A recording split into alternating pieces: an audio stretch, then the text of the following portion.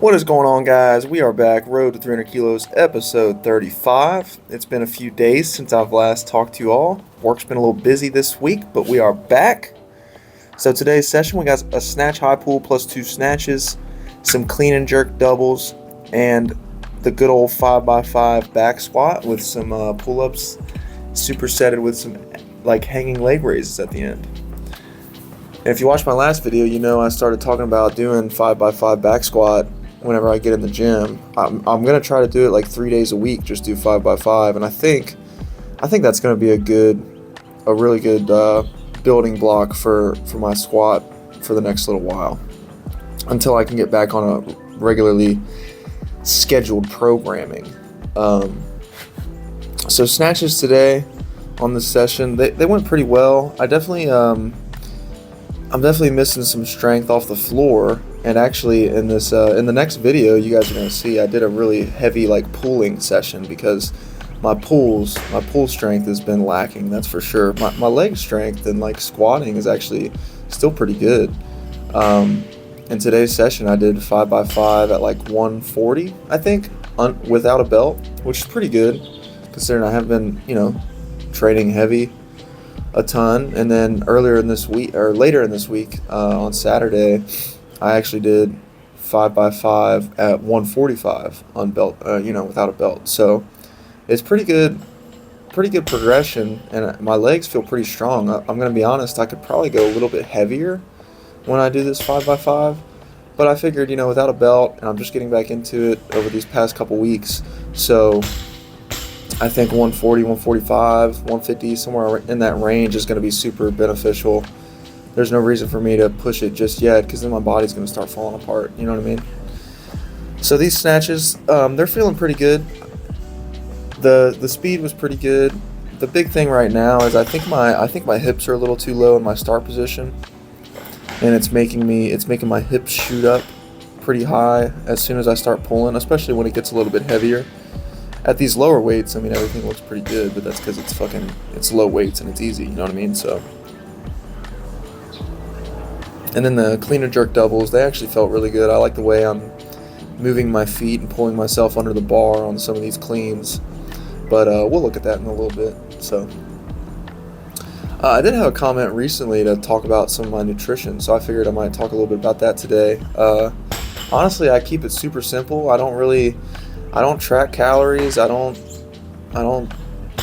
do a whole lot. I don't overcomplicate things. I try to make sure that I get plenty of protein, and that's I just kind of gauge that based on how I feel. I just make sure I'm getting, anytime I eat a meal, I'm making sure that there's 30 grams of protein in there, somewhere around there. So I'm getting around 150 grams of protein a day, probably. It might be a little bit more than that, depending on the day. But I don't try to track a whole lot. I just think that overcomplicates my life, and I don't really enjoy it. So most of the time, especially on busy work days, I fast. I fast all the way until lunchtime. And that's a good way to keep fat off of my body.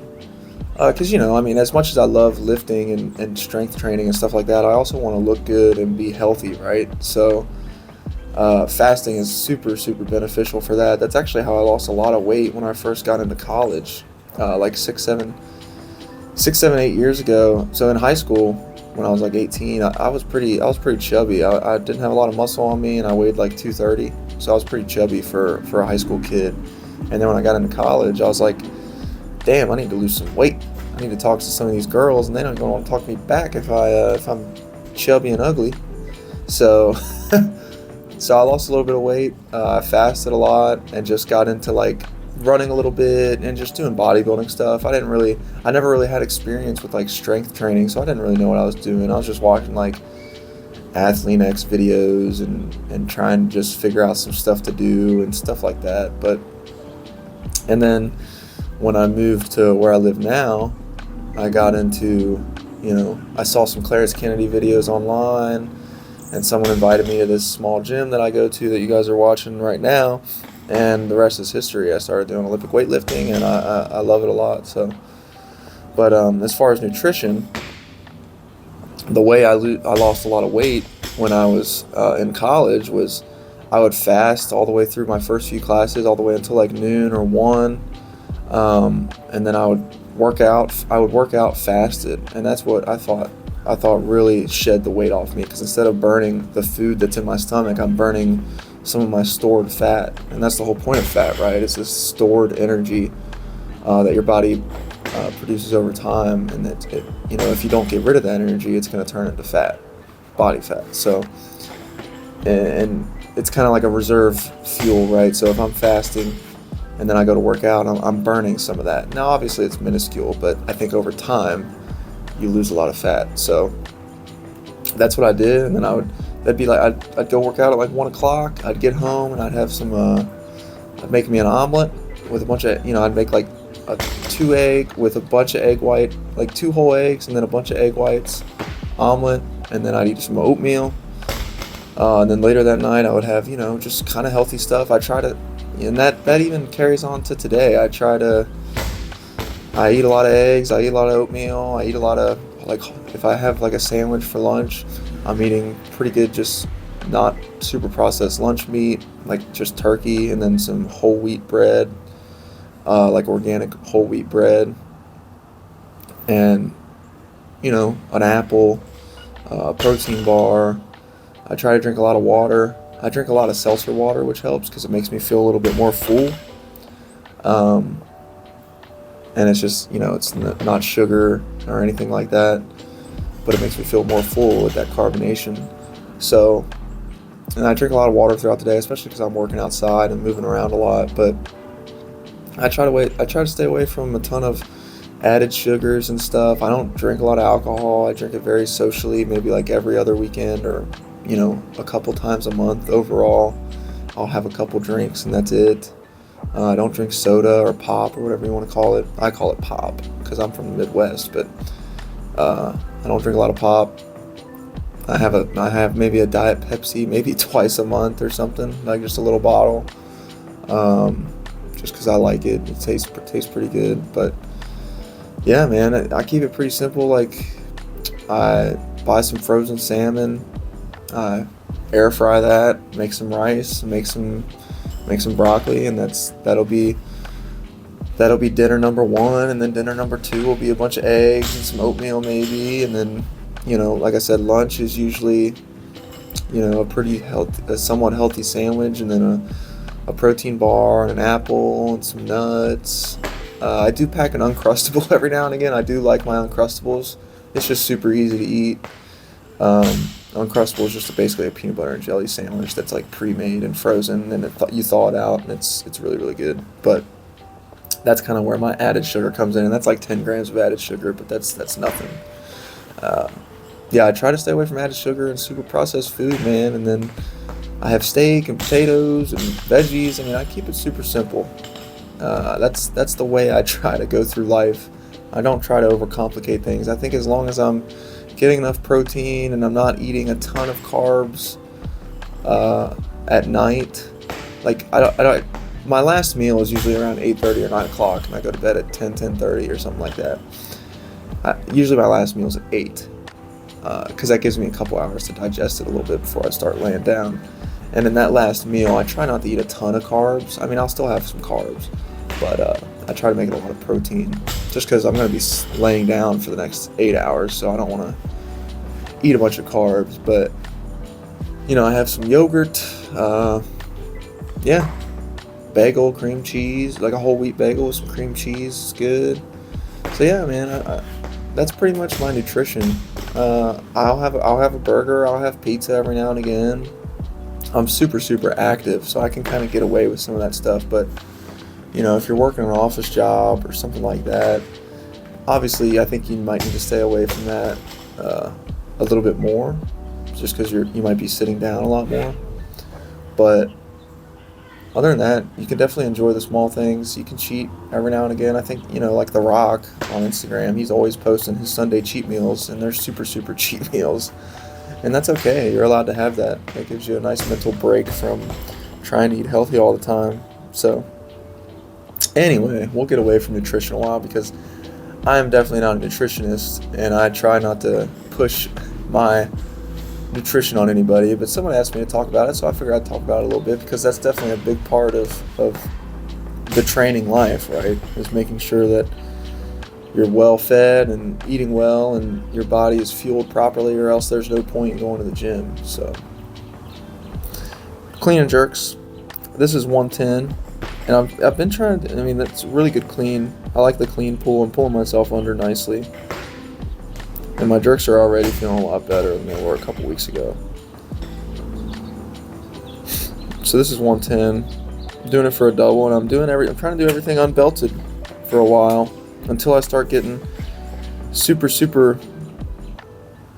back into it with a structured program and going out heavy a lot. I don't really think there's a whole point in wearing a belt all the time. I mean, I like it when I'm going heavy and maxing out and doing like heavy singles, but I think if I'm trying to like train and build strength and build my core, I think not relying on the belt so much is pretty beneficial. I know a while back I was talking about how much I want to use a belt. Since I'm not allowed to use steroids, I'm going to use a damn belt. But I think it's good to learn how to not use a belt for a while, and it trains my core a lot. So it's kind of a double whammy. It's kind of two birds with one stone when I'm training like this. So I'm just warming up. I'm trying to make sure I feel good. My right hip flexor's been bothering me a little bit, my right adductor, so I did a couple warm-up sets at 100, and then I go up to 120, and like I said, I'm going to be doing 5x5 for a while, so just 5 sets. My legs are surprisingly still pretty strong. I think I could probably squat 185, 190 right now, which isn't bad considering I haven't been freaking training, so can't complain too much. And then we got 135 here. I think I did this for 2 sets, and then I went up to 140, and I did that for the last 3 sets. And in this session, I'm squatting pretty slow, and that's because of that right adductor. I didn't want to like bounce too much and kind of aggravate that. So I'm just trying to ease back into this, so I don't want to already cause myself to have a damn injury. But then in the next session that I was talking about later in the week, where I did 145 for about 5x5, I was going a lot faster. So don't make fun of me for how slow some of these are moving right now. It's deliberate for sure, especially with how fast or how slow I'm going down. Usually I go a little bit faster, and then I have a little bit more bounce, and obviously everything's a little bit easier, and it's training that bounce reflex that you kind of need when you catch a heavy clean or something like that, because it's very beneficial. Because if you do a clean correctly and you catch it smooth and it doesn't crash on you, you're able to just bounce right out of it, which makes the clean a lot easier. Now obviously if the clean isn't as good, it's beneficial to have a lot more static strength, so that's where the stuff like the paused front squats or paused squats come in, right? So 145. I like the way these move, and I'm trying to stay pretty upright and keep my upper back tight, and just keep my chest up when I'm coming out of the bottom, because sometimes I'll get a little forward and get on my front feet a little bit, and it makes the squat a lot harder. Let's just say that much. So I've really been appreciating the support lately, guys. All the comments and the likes and just the amount of views. It's been really cool. I did not expect to grow this much in this 4 or 5 months that I've been doing this. I was just kind of wanted to do this for fun and keep a little diary and talk to myself a little bit. Oh, you hear my cat meowing? What the hell's going on over there? I'm sitting on my porch or my balcony. The wife let the cats outside, and they're meowing at me. What's the matter? They're curious. It's a nice day outside. It's winter. It's winter time, but it's been like 50 or been in between 50 and 60 degrees the past few days. It's been super nice. So I'm just rambling at this point, just talking. Like I said, I've been doing these videos just to talk. It's been nice. It's been a little bit of a diary. Get some of my thoughts out there. Maybe, just look back on this one day and say, damn, I used to do some pretty cool stuff. Now my body's broken because I used to do some of that cool stuff. But so now, this is funny. So Thomas on the left, he watched me. He was like, "Is this guy putting straps on for pull-ups?" Because after that, so I did like 5 pull-ups, and then I went straight into some hanging leg raises. So that's why I used straps. But Thomas, after I did this set, he was like, "Dude, I was about to make fun of you for using straps for pull-ups." And I was like, "Yeah, don't worry. I wouldn't use straps for just pull-ups. I was gonna go straight into these." So I'm doing like twisting hanging leg raises.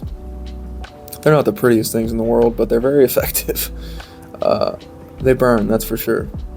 And then I go straight into doing some just straight hanging leg raises. I think I did 5 on each side and then 5 forward. And then I tried to do another set, but Jesus Christ, my abs were already burning. I think, like I said, not wearing the belt, my core has been working all session, so it's pretty tired. And then I went to do my next set. I was only able to do a few hanging leg raises. So this is the last set. I think I did a few more pull-ups, and I did a few more hanging leg raises and called it a day, man. It was a really good session. Feels good to be back, that's for sure. That month and a half off of not training a whole lot, it was nice for the mental side of things and to just let my body heal up, but I'm definitely ready to get back into it.